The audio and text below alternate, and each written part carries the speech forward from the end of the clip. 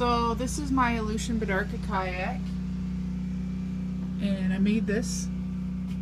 It's something I made all by myself. I did have an instructor teach me how.